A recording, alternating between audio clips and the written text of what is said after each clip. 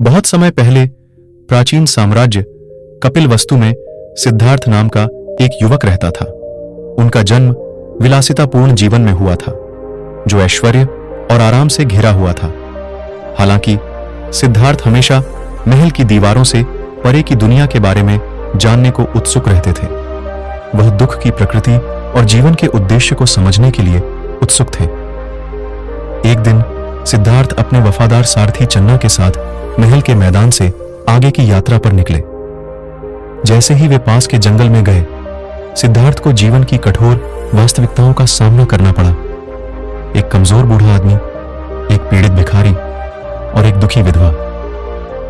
इन मुलाकातों ने सिद्धार्थ के दिल पर गहरी छाप छोड़ी, जिससे उनके भीतर उठे गहन सवालों के जवाब खोजने की इच्छा जागृत हुई। निरंतर आंतरिक खोज से प्रेरित होकर सिद्धार्थ ने अपने राजसी जीवन को त्यागने का फैसला किया।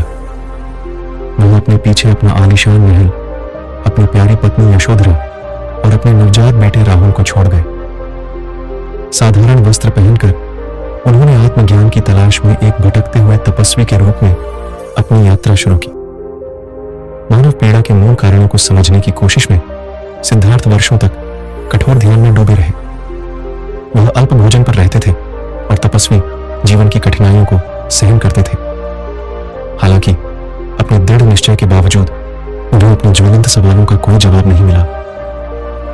एक दिन सिद्धार्थ बोधगया शहर के पास निरंजरा नदी के तट पर पहुंचे।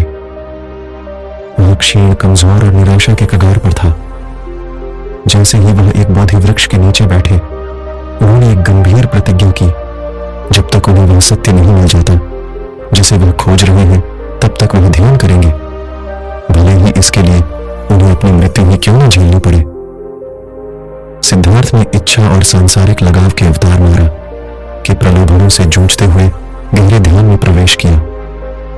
वह अपने मन पर हावी होने वाले भ्रमों और विकर्षणों को पार करते हुए दृढ़ बने रहे। कई दिनों तक चली गहन और परिवर्तनकारी ध्यान अवधि के बाद सिद्धार्थ को ज्ञान प्राप्त हुआ। वह बुद्ध बन गया, जागृत व्यक्ति। अपने नए ज्ञान के साथ बुद्ध ने अपना जीवन दूसरों को दुख से मुक्ति का मार्ग सिखाने में समर्पित कर दिया। उन्होंने करुणा, सचेतनता और 4 आर्य सत्यों की अपनी शिक्षाओं का प्रसार करते हुए दूर दूर तक यात्रा की। उनके शब्दों ने अनगिनत व्यक्तियों को आत्मखोज और आंतरिक परिवर्तन के मार्ग पर चलने के लिए प्रेरित किया।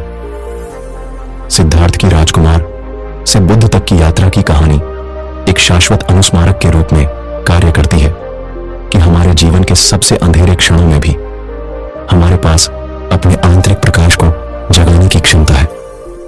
जिस प्रकार कमल का फूल गंदे पानी से शुद्ध और बेदाग निकलता है, उसी प्रकार हम भी जीवन की चुनौतियों से ऊपर उठकर अपनी वास्तविक क्षमता और उद्देश्य की खोज कर सकते हैं। बुद्ध की कहानी हमें सिखाती है कि ज्ञान, करुणा और आंतरिक शांति की खोज एक महान और प्राप्य लक्ष्य है। यह हमें आत्मखोज की अपनी यात्रा शुरू करने के लिए प्रेरित करता है। हमें याद दिलाता है कि आत्मज्ञान का मार्ग हमारे दिलों में है, जो उजागर होने की प्रतीक्षा कर रहा है।